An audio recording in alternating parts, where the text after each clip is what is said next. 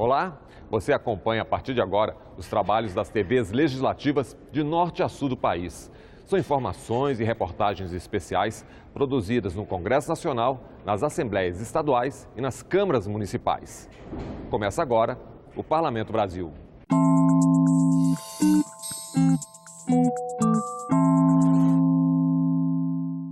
A Assembleia Legislativa de Minas está preocupada com a situação financeira do estado. São municípios com baixa arrecadação e, além disso, há receitas que não entram nos cofres públicos. Entenda o que está acontecendo por lá na reportagem da TV Assembleia. Foi o primeiro compromisso oficial dos membros da nova mesa da Assembleia. Eles ouviram do presidente do Tribunal de Contas do Estado a preocupação com as prefeituras mineiras. Segundo Cláudio Terrão, mais de 80% das cidades não têm como gerar receitas próprias e são completamente dependentes dos repasses da União e do Estado. Como o governo está atrasado com o pagamento às prefeituras, muitas estão no aperto. No fim de janeiro, o TCE intimou 679 municípios que não atingiram as metas bimestrais de arrecadação. Mas o presidente do Tribunal de Contas garante que os gestores municipais não serão punidos agora. A preocupação do TCE nesse momento não é, vamos dizer assim, punir, é encontrar em parceria com o gestor os caminhos para a resolução. Reuniões que eu tive, tanto com o governador como a equipe de secretariado, o secretário de Planejamento e de Fazenda, eles estão empenhados em solucionar esse problema. Da crise nos municípios para a crise no governo do estado. O primeiro vice-presidente do Senado, o ex-governador de Minas, Antônio Anastasia, afirmou que a prioridade dele será a revisão da Lei Candir. A legislação federal de 1996 desonerou a exportação de produtos primários e semi-elaborados do ICMS, recolhido pelos estados. Com isso, os governos estaduais tiveram prejuízos que deveriam ser recompensados pela União. Minas teria direito a receber aproximadamente 135 bilhões de reais de repasses não feitos. O Supremo Tribunal Federal já reconheceu a dívida. Uma comissão mista do Congresso propôs uma minuta de projeto para se fazer essa compensação, mas a proposta ainda não está tramitando. Esse dinheiro aliviaria a crise pela qual passa o Estado. A Lei Candir tem prejudicado os estados exportadores ao longo dos anos pela não revisão de seus valores. A comissão mista feita pelo Senado e Câmara no ano passado apontou um valor anual de quase 40 bilhões e o valor atual é de 4. Então essa diferença onera muitos estados e Minas, que é um estado exportador, está muito penalizado. Para o presidente do parlamento, as visitas simbolizam um pacto entre diferentes instituições para ajudar o estado a sair da crise. Nós precisamos da união de todos para que possamos começar juntos um trabalho de recuperação de Minas, de recuperação econômica e financeira do nosso estado.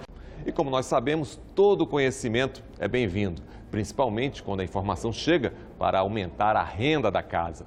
Em Roraima, com a ajuda da Assembleia Legislativa, oficinas de panificação estão abrindo novas oportunidades de trabalho.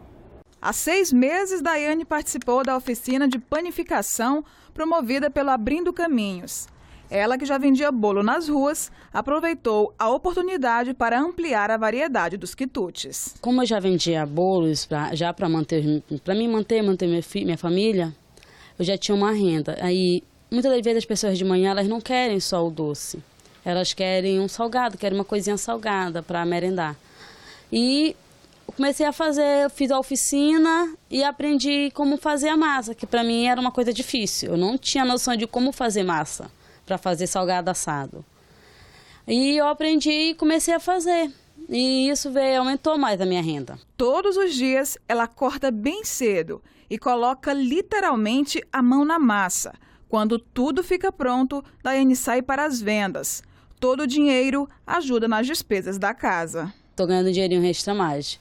Coisa que de primeiro sobrava, dava para comprar só, sobrava R$5, comprava uma carnezinha moída, alguma coisa. Agora não, agora já dá para comprar um frango.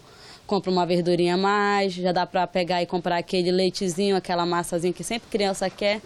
Graças a Deus, aumentou bastante assim a minha renda. Cerca de 40 mulheres aqui da comunidade Nova Vida, no bairro São Bento, participaram da oficina de panificação promovida pelo Abrindo Caminhos. Para Daiane, o programa abre portas para quem sonha com uma vida melhor. Para a gente que mora aqui, foi muito bom. Mãe de 3 filhos, a autônoma tinha uma filha matriculada no programa, que já alcançou mais de 150 mães de alunos com cursos e oficinas.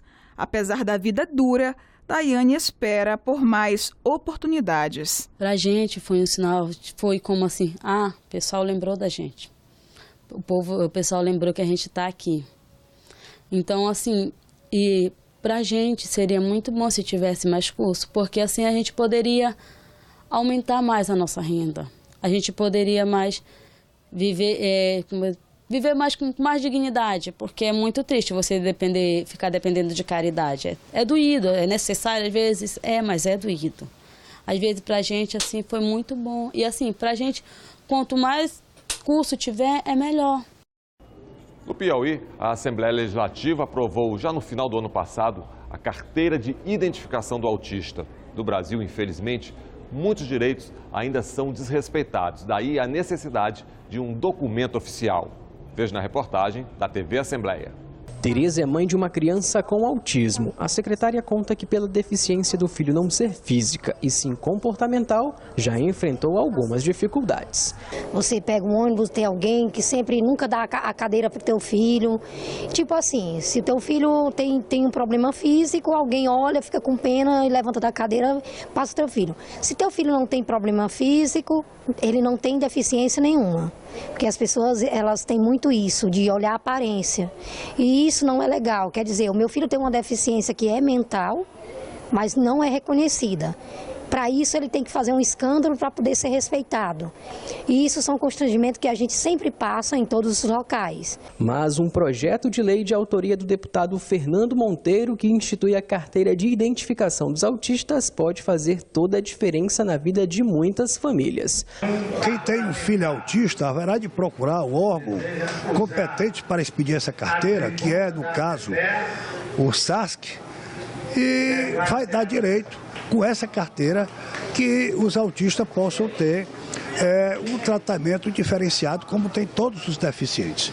Essa carteira de autista os autistas vai possibilitar uma grande assistência a esses portadores desse transtorno.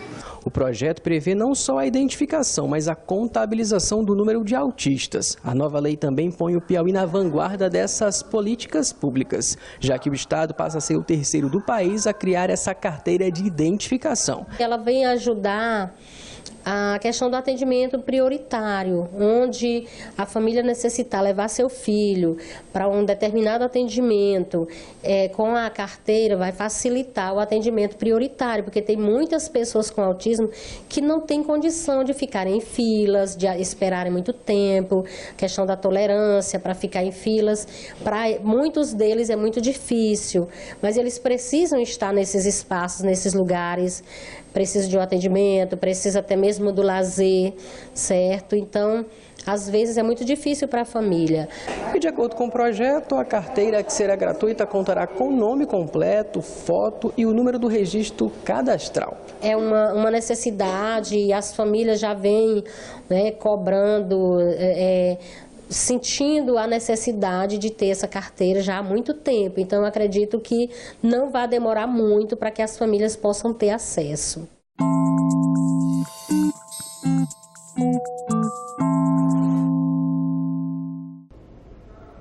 O tema é sempre para lá de polêmico, mas o debate é mais do que atual e necessário. Estamos falando da descriminalização do uso de drogas. Na reportagem da TV Câmara, o trabalho dos juristas que estudaram o assunto. A comissão de juristas, formada em agosto de 2018, esteve na residência oficial para entregar ao presidente Rodrigo Maia uma proposta de revisão da Lei de Drogas de 2006. O grupo de especialistas incluiu professores de direito, membros do Ministério Público, juízes e o médico Drauzio Varela. O anteprojeto apresentado reforça a política de prevenção e propõe descriminalizar a posse, o uso e o compartilhamento de drogas. O texto define a quantidade de droga que separa o usuário do traficante. O limite proposto é de 10 doses. Hoje, o policial e o juiz decidem caso a caso. A gente tenta reduzir esse subjetivismo, estabelecendo uma quantidade maior de de critérios objetivos e também introduzindo a novidade na legislação, que é a variação da pena de acordo com a quantidade de substância apreendida. O tráfico passa a ser especificado em 15 tipos criminais, para permitir a punição maior de acordo com a gravidade. Tráfico internacional, por exemplo, passa a ter pena de 8 a 20 anos de prisão. Financiamento ou custeio de tráfico, 10 a 20 anos. Levar droga para parente numa prisão, 2 a 5 anos. Nós aumentamos a pena para o tráfico internacional, aumentamos a pena para o financiamento de entorpecentes, do tráfico de drogas, que se transformou, na verdade, no crime mais importante, no crime principal, até porque toda a discussão que gira em torno da criminalidade organizada passa por essa organização do tráfico, por esse financiamento, por adquirir recursos em função do tráfico ilícito de drogas. Os juristas sabem que as propostas não são consensuais, mas acreditam na importância da discussão. A atual lei de drogas não é uma boa lei.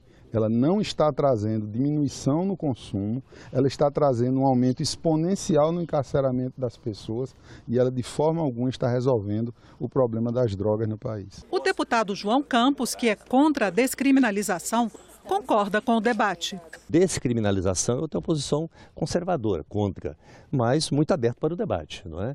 Pronto para ouvir. Acho que tem a possibilidade da Câmara Federal colocar uma comissão especial para discutir esse tema, ou um grupo de trabalho. Eu quero dar a minha contribuição. Quem vê os trabalhos legislativos acontecendo muitas vezes não imagina os bastidores para que isso se realize. Então vamos fazer o seguinte, voltar um pouquinho no tempo para acompanhar as reformas que foram feitas no ambiente parlamentar para atender ao plano de acessibilidade do Senado.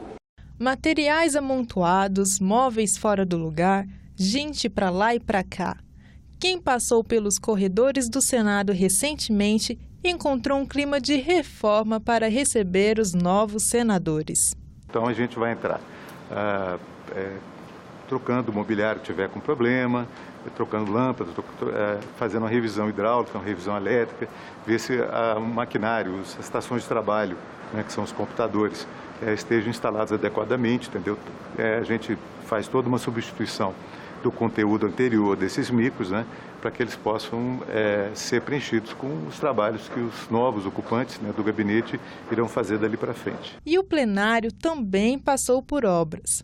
Adaptar os espaços para pessoas com deficiência foi um dos principais pontos, como previsto pelo Plano de Acessibilidade do Senado. Este ano, pela primeira vez, a Casa recebe uma senadora com tetraplegia, Mara Gabrilli, do PSDB de São Paulo. O Senado já vem trabalhando com toda uma circulação acessível, sem obstáculos, preparando rampas para as pessoas que têm dificuldade de locomoção e em cadeira de rodas. Os espaços têm que ser acessíveis, tem que ter um desenho universal, não só para a pessoa com deficiência, mas sim para todo mundo. O sistema de votação também foi adaptado para que a senadora exerça suas atividades com total autonomia. A solução veio da adaptação do sistema que ela já usava na Câmara, que usa movimento de cabeça e expressões faciais ou permanência da face em um determinado ponto da tela para confirmar.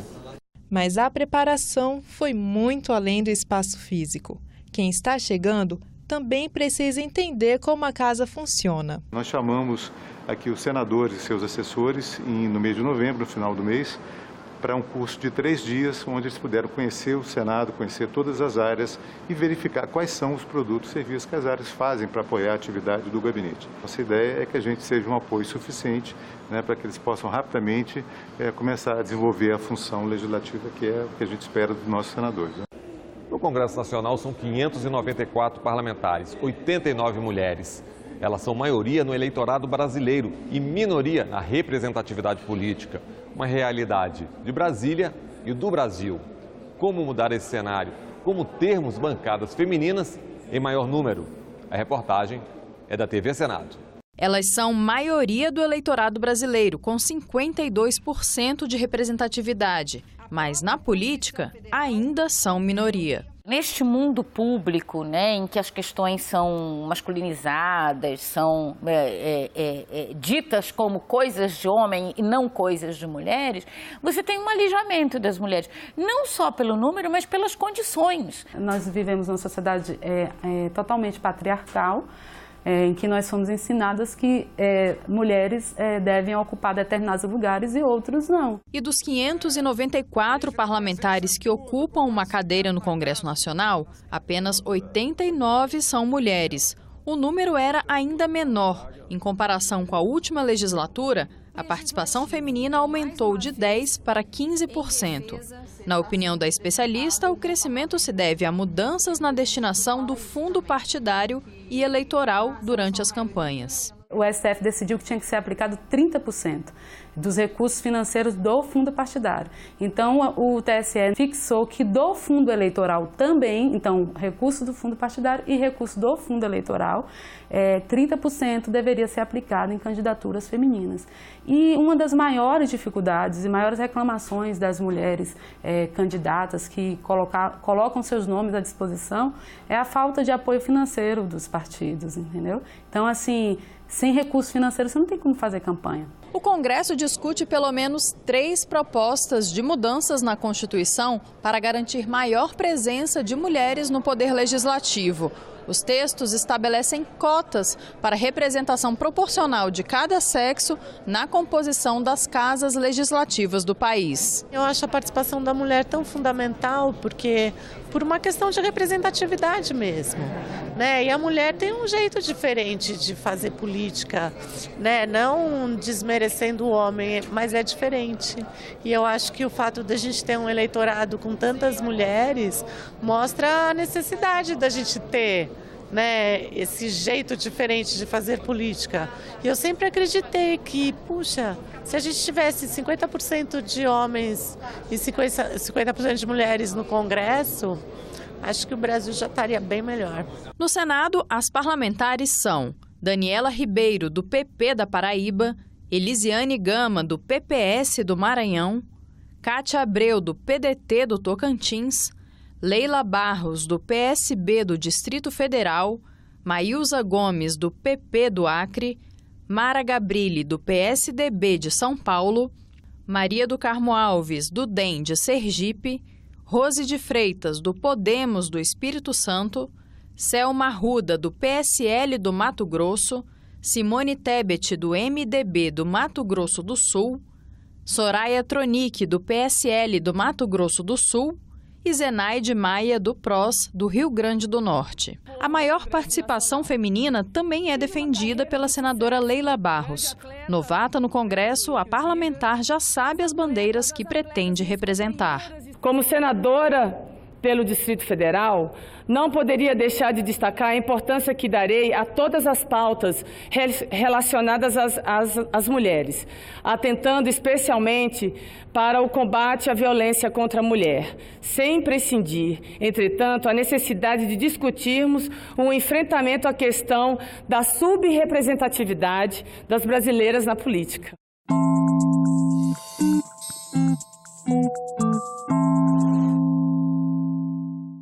E vocês vão ver agora uma exposição diferente.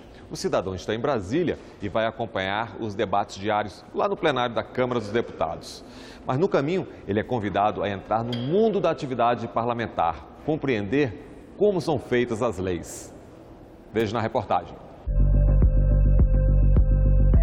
Para marcar o início da nova legislatura, foi inaugurada uma nova exposição na casa, a Câmara por Dentro.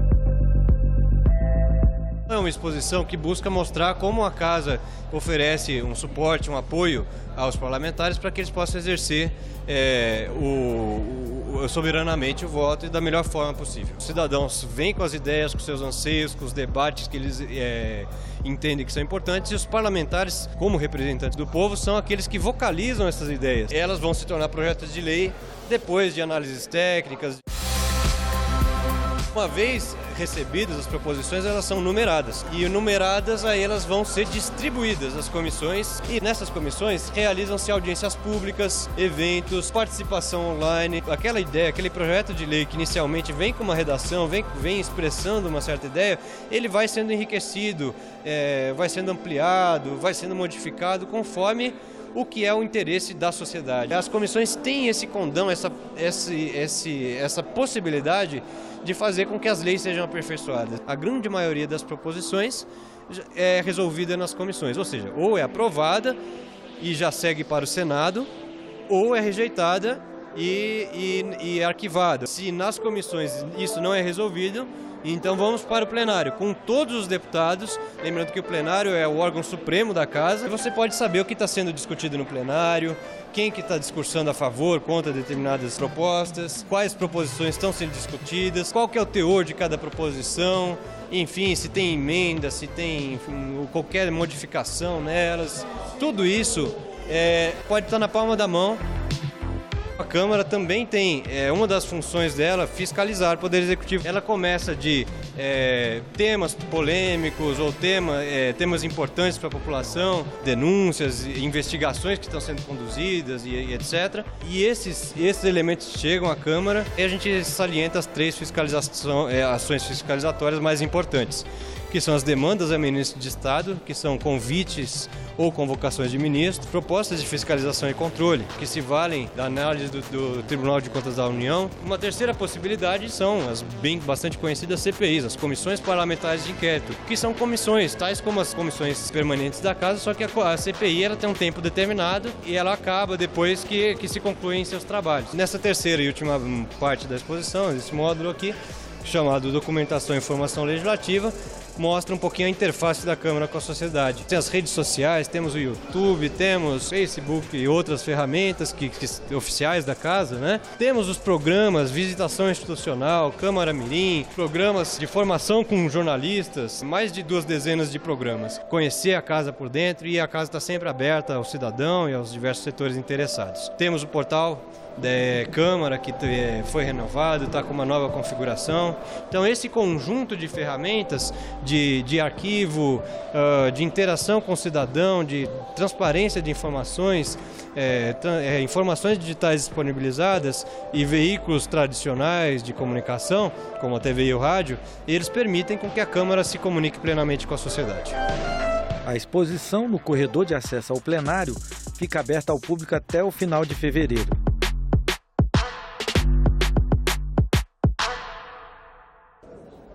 E o programa de hoje fica por aqui.